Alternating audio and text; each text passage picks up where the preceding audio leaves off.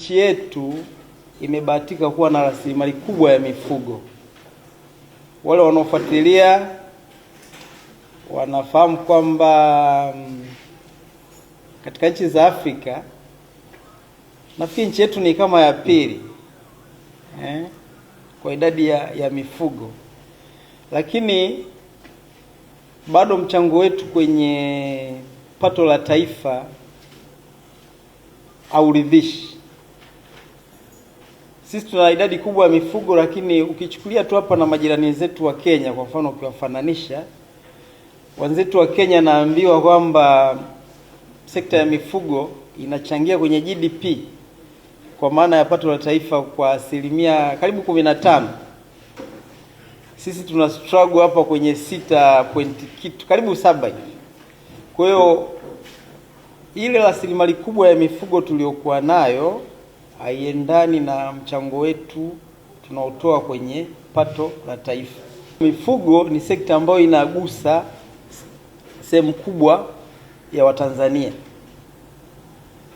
Nafikiri kwa kuwa serikali yetu ni sikivu chini ya Mheshimiwa Rais Dr. Samia Suluhu, mnaona kuna hatua zimeanza kuchukuliwa kuhakikisha kwamba mchango wa sekta unaongezeka katika pato la taifa.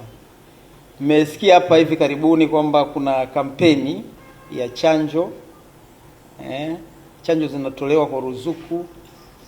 Mmesikia kuna zoezi lile la kutambulisha mifugo.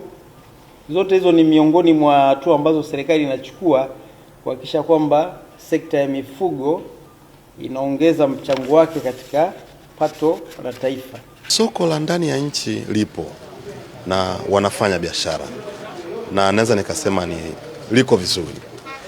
Soko la nje lipo vizuri pia, lakini sio katika kiwango hivyo. Moja ya mambo yanayoathiri soko la nje ni pamoja na taratibu hizo zinazofanyika, zile standard operating procedures anazotakiwa kuzifanya ama wanazotakiwa kuzitekeleza mdau anapokuwa anazalisha nyama. Nyama inachinjiwa wapi? Nyama anabebwaje? Nyama inabebwaje? Yote hayo yanaathiri uhitaji wa nyama kimataifa. Mathalan naweza nikasema wadau wengi wanapohitaji masoko wanakuja kufanya tafiti nchini kuangalia kama je, nyama tunayoitafuta inatoka kwenye maeneo yenye hali ipi.